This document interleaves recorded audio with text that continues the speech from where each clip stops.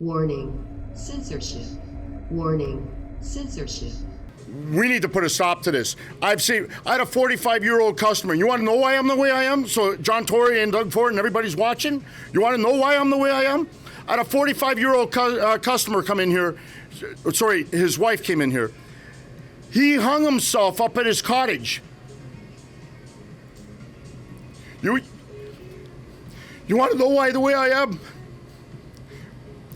When that happens, and you see your customer fall on the ground, and you see your customer cry, and you see her children have no father because he couldn't take it anymore, and you want to know why I'm the way I am, because this doesn't mean shit to me. Sorry, I shouldn't have said that. This doesn't mean nothing to me. This business is just a materialistic thing that I can't take to heaven. But what I can take is what I do right now for our children and our future. And that kid that has to grow up without their father because he lost his two businesses because of these shutdowns, and thinking that he had no future and he thought the best way out was to hang himself at his cottage. Those are the things we're not hearing on the news. Those are the things that we don't see on the news that should be seen. Everybody in this country should be allowed to open now, and it should have never been closed.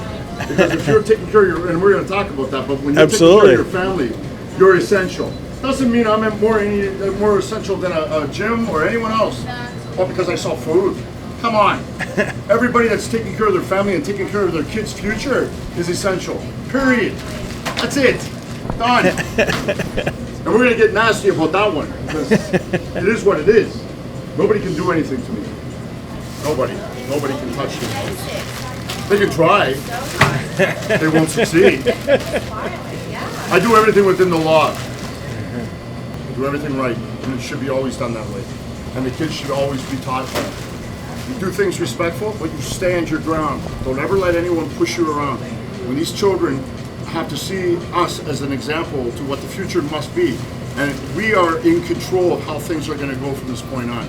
That's the difference. Yeah. I can't emphasize enough. When you walk through that door, whether you got a mask on or not, you are entitled to feel at home, and we are entitled to feel anything you want when it comes to freedom. My grandfather and those guys left Germany in World War II. All right, brother, love you, eh? My grandfather left Germany in World War II. The difference was, what the Hitler did in those days is very, very similar to what's going on today. And unless we, the people, make the government realize that they work for us, we don't work for them, that they are only in that position because we have allowed them to be in that position. Now, where we are today, this business is essential. We are essential. We've never closed down. The difference between us and what's happening out there is that when you go to Costco, you go to all these box stores, what is happening is that you walk in and you've got the problem. You can create a policy, just pull it out of the air and say, this is my policy and you've got to follow it. That's wrong. I'm sorry. That's not what our ancestors fought for, and that is not right. You do not choose what laws you want to pick and how you want to pick them.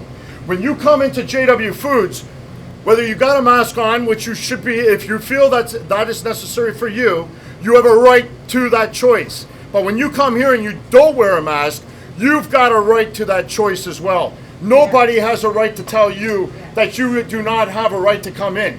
You violate my Charter of Rights, you're violating something that's very, very dear to us that we're going to hold, and we're going to stand our ground, because these two young children deserve a future. And no matter what, at the beginning when this virus started, we were all concerned. We didn't know what we were up against. We didn't know who to believe. I don't watch the news anymore. I don't watch TV. I don't watch nothing, because it's all brainwashing. If anything has woken us up to the future of our society, is that we've been brainwashed. And now we have to have news media that has to go on the internet, because why? What happened on, you guys did a great post this morning. What happened in Australia? Rebel News was taken and they were put off to the side. And the regular news were not touched by the police, but the Rebel News was taken and put under arrest. There is two things going on in this society, and that is a division that must come to an end right now. Yes. Yes. I am not an activist. I've never been an activist. I've never done anything that is against the law. I've never done anything except for run our business, been respectful to everybody, love everybody, create a product that was actually very healthy for you. And that's all we've been. For 25 years, I've been saying your digestive tract is so important. Take care of that. Take care of your immune system. Take care of God's temple. Each of us are responsible for you. Nobody has a right to tell you what you do with your body, with you as an individual. Nobody has that right. When the bylaw came here this week, when the bylaw came in, they saw the signs that I got plastered all over my window. And they know, you enter this threshold, you are now violating my Charter of Rights. I will take your name, your badge number, and I'll be respectful. But you damn well better wake up when the courts open back up in this country, because there's going to be a war on your hands. We are going to take everything to court, and I'm not settling for nothing. I won't settle. We'll go straight to the Supreme Court of Canada, that is supposed to be the overseer of all of our laws in this country. Why are our courts not open so we can battle it now? Exactly. Why is it not open? You know why? They're suppressing the people. You can only do that for so long and push people into a corner. And people say to me, Bill, you know what? Why are you causing a scene? Just shut up, man. You're doing well. Your business is on top of the world. You are doing it. Hold on. Family businesses out there, restaurants, they work their tail off to have salons, gyms, you name it. These people have put their blood, sweat, and tears into what they love and what they want to do. And we have a dictatorship that comes in and tells you you got to close down. Are you serious? Is this the world that we want to live in? Is this what we want as a people? No. People got to start waking up, and people need to start standing their ground. My fight, I've had a great life. I'm only in my mid-50s. I've had a great life. My fight is for this generation right here. Our parents and our grandparents fought in World War II. If this was World War II, I'd be signing the papers and securing my wife and my kids up north, and I'd be going across that Atlantic Ocean to fight. Men have lost their way of being a man. I'm sorry. Call it what it is. There's not enough men out there. If what is going on right now, if men don't start waking up and start doing something for their children and their family and their future, this is not a mask over non-mask fight. At no time has this been a mask over non-mask. We all have fears in life. You need to find your demon and you need to deal with it. But I'm telling you right now, you violate my rights. You violate our charter. You violate our common law. You violate everything that is precious to our society as a unified group. Moving forward, there's only so much you're going to push us. There's only so much. And I will be the voice, and I will put my neck on the line to be able to stand strong and say, God put me on this earth for a reason. This might be the reason. Standing with you, Bill. Hey, I'll do a quick stand-up, Yes. Bill. All right. David Menzies for Rebel News here in Toronto. And you know what, folks? I think I'm either in a parallel universe or I'm back in time circa 2019, because you see, I'm here at J&W Foods. I'm looking around. There's about 20, 25 customers. And lo and behold, nobody is wearing a mask. And that's exactly why we're here today, folks. It's because the proprietor of J&W Foods, Bill Fehr, has a mask optional policy, and everybody here is happy about that. But Bill, I can tell you, it doesn't seem that you've had a great reception with the folks down at Bylaw. They're kind of against freedom of choice, aren't they? Well, the sad thing here is that we all have a freedom of choice. We always have. We've just allowed them to take that away from us. When you allow somebody to take something away from you, that is where you are giving up your freedom. We won't allow that here. I refuse to fall into that trap. I refuse to allow that to happen. It's happening at other businesses out there, and I won't allow my customers to feel unwanted here. Now, that doesn't mean, and I've said it before, that we don't respect the laws of the land, and we don't respect what they are asking us to do. So I can't emphasize enough to anyone that is wearing a mask out there that is unsure and says, I don't want to really go there to J&W Foods. We're not about that. We're about the freedom that when you walk through that door, if you have a mask on, if you are afraid, we have home delivery, we got curbside pickup, we've got every option under the sky to protect you. But the most important thing is, if you want to shop here and have the freedom of everybody else, and I don't understand why the other businesses aren't doing this. If you want to shop here, then you can call ahead and say, Bill, listen, I've got a weak immune system, I've got cancer. Ironically, we have a lot of doctors that send their cancer patients still here. All right, so we're still blessed. But if you are that concerned, by all means, I will bring my wife out here with a mask on, and I'll go in the back room. This is not an anti-mask movement. This is a freedom movement, a freedom of choice, a freedom that you have a right. That is the most important aspect of what we're doing here at J&W Foods. So you're really all about reasonable accommodation. If you need to wear a mask, you wear it. If you don't, you don't. What reaction, Bill, have you been getting from bylaw or the police in terms of them saying, no, these people are supposed to be wearing a mask? That's funny. So that's two separate things here. The police shop here. No problem. I've never had a problem with the police. Okay. That's the beauty. And I'm not going to get into what's going on downtown. It's a whole different topic, and I've got my own opinion on that.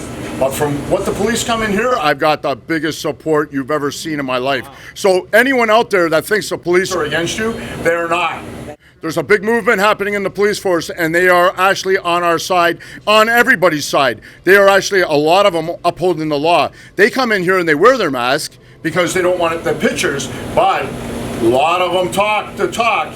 And they feel free to come here to J&W Foods. Bylaw now, unless you get something straight, bylaw. And I'm going to say this right into the camera. If you think you can come here and you can intimidate me, bring it on. I want the whole city of Toronto bylaw to come here because you got it something straight. Get something straight. You enter that door, and I told you, you enter that door, badge number, name.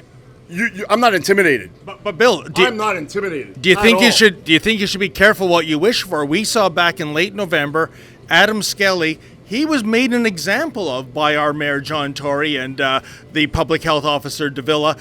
Literally, all the king's horses and all the king's men came to his restaurant, shut him down, hauled away in handcuffs, charged with multiple offenses.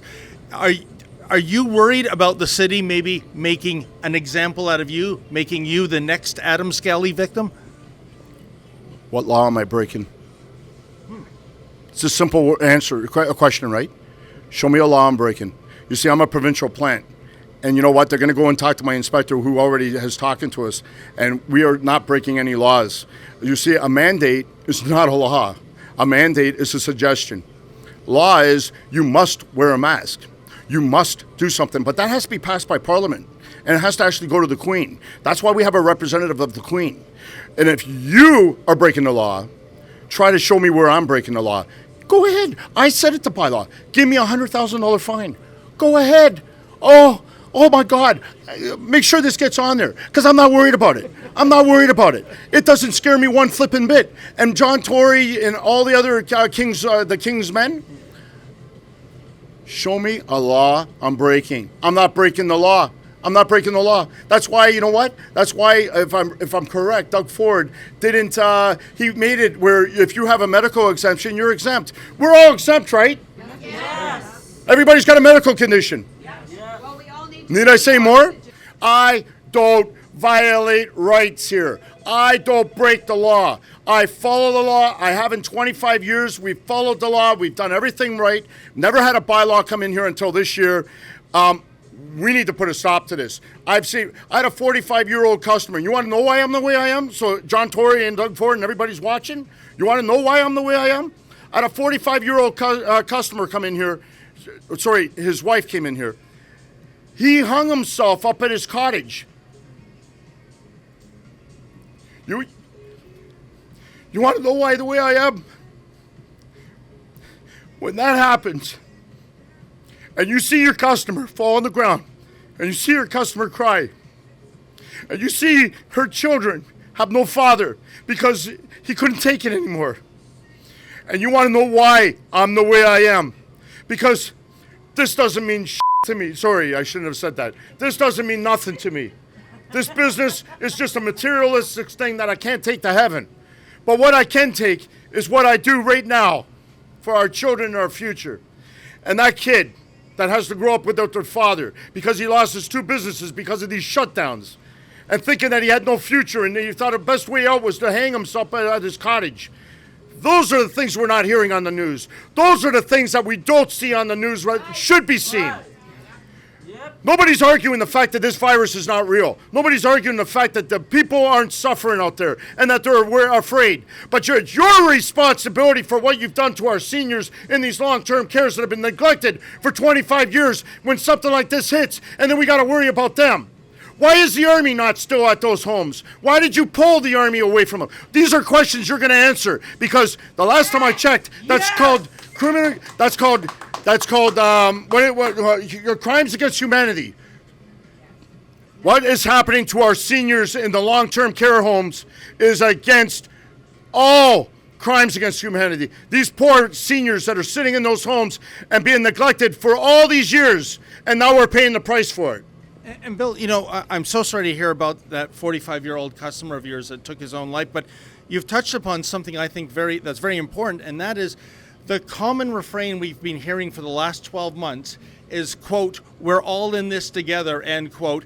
But clearly, that's not the case, is it? I mean, when we look at politicians, when we look at bureaucrats, when we look at those employed in the public service, they haven't had a pay cut. They haven't lost a day's worth of pay. There has been no layoffs. There's been no failures.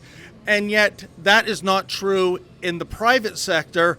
Can you speak a bit about that double standard, and also the fact we've had politicians preach to us, i.e. stay home, whereas you had the former finance minister, Rod Phillips, jet off to St. Bart's and pretend he was still here in the GTA. What do you make of this hypocrisy? You know how I make this? I make it simple. God be with you when the election comes. We're going to hold you accountable for what you've done, for what you've not told the public. We're going to hold you accountable because that's the freedom that we have when it comes to election. You were elected to do a job. You were elected to be honest with the public. Look, at the end of the day, we all know that something's coming. And why I'm getting to that is we all know something's coming. We all know that the Great Reset's about to happen. We all know there's a whole new world order. Empires came and empires left. But you know what? The people always remained. And the people were able to adapt to change. All we're asking from our leaders is a simple thing. Be honest with us. You're in a tough position. Nobody is even going to question that. But when you are telling your people, like the king in the 12th century, you are the king of the 20th century. When you are telling your people to do something and you're not doing it, that's a bad example. As a parent, I would never do that to my children, tell them one thing and I go off doing another thing. You see, in the world that we're in, everybody's got cameras. Everybody's got technology. We all have some sort of technology. Your sins will find you. Whether you're in Jamaica, whether you're down in the Caribbean, wherever you guys go, your sins will find you, and you will be held accountable when it comes to election year. I am so praying that we as a society hold you accountable for what you've done to us, for what you've done to our families and our businesses and our way of life. All we are asking is to be honest. Say, hey, Canadians, listen, this is what's happening on an international scale. This is what's coming. We as a country must bunker down. This is what we need to do. We need to protect ourselves. I would be the first one to say, oh my God, I will do whatever you say.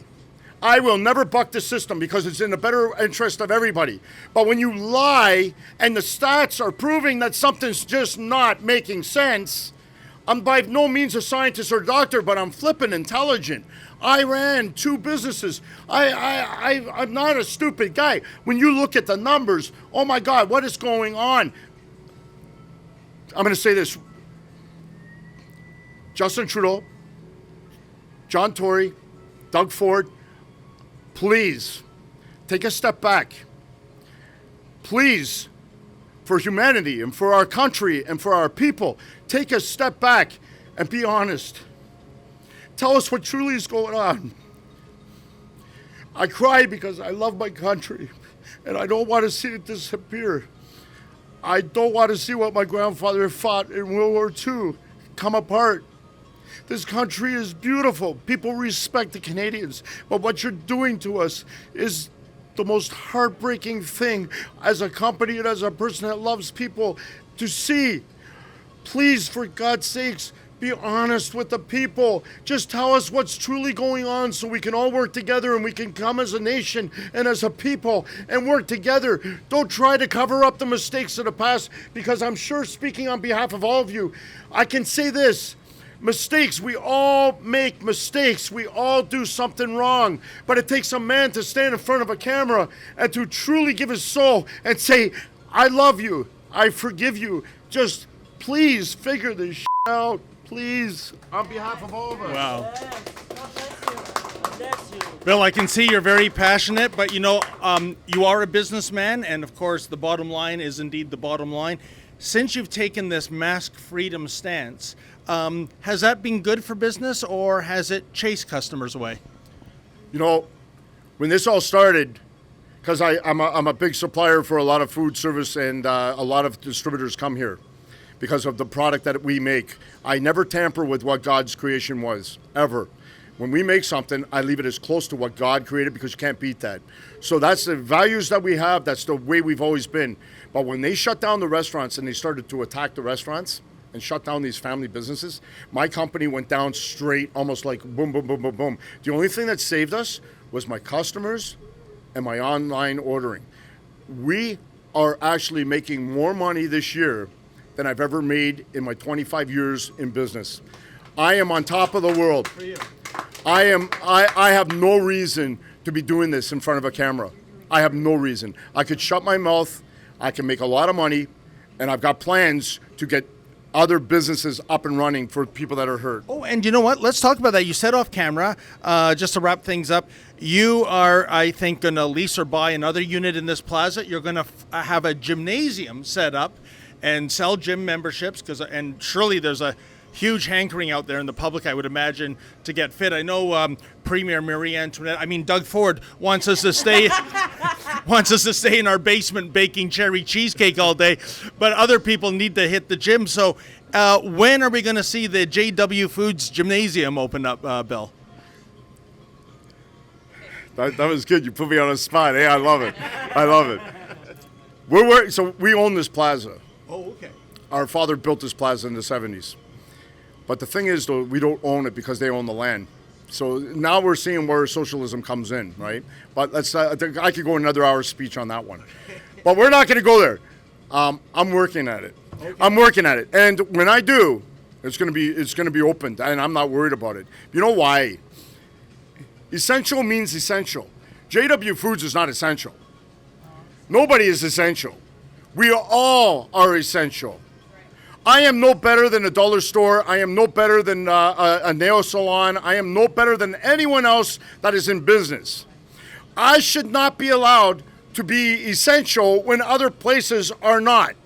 You don't have one thing for one group and one thing for another. This is wrong. We're Canadians. We're free people. We are all essential. And that's why that sign exists. We are all essential. All right? This has nothing to do, again, I say it again and I can't emphasize enough. When people see this video, it has nothing to do with mask and non-mask wearers. It has to do with we are all essential. Well, Bill, you're very profound. Have you thought about running for office yourself? They actually, you know what? I got nominated for Ward 22 for City Council.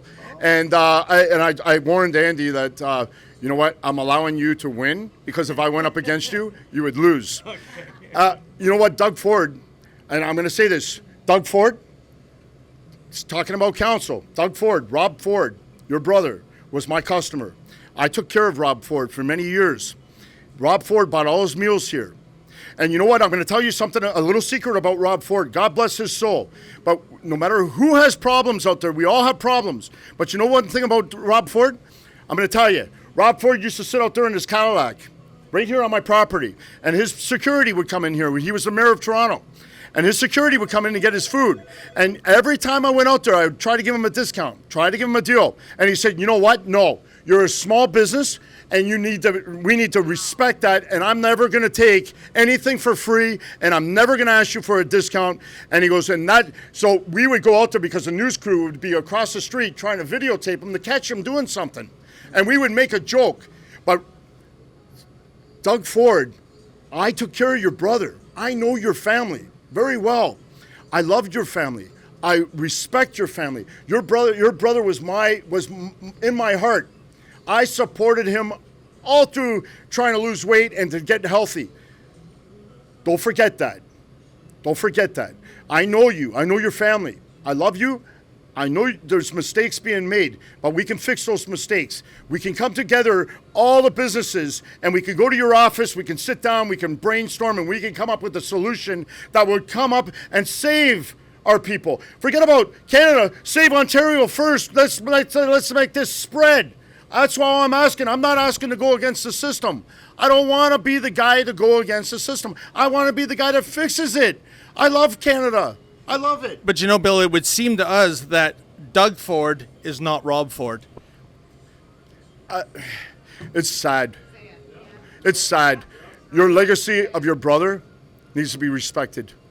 He was a man of men. He was a man of honor. He made mistakes. We all do. But you know what? He stood up to them. He never took a back seat to them. He said, yeah, I've made mistakes. I've done wrong. But you know what? To his death, he was a solid individual, and I'll always respect that. Well, Bill, I want to thank you sincerely for all your time. I see you got about 25, 30 really hungry customers. They want to check out their stuff. I want to buy a sausage as well. And, you know, I can hardly wait for the J&W Foods gymnasium to open up because, you know, folks, I don't know if you know this about me, underneath this shirt, I have a washboard stomach. It just has about 30 pounds of laundry on it right now. I got to hit the gyms. For Rebel News, I'm David the Menzoid Menzies.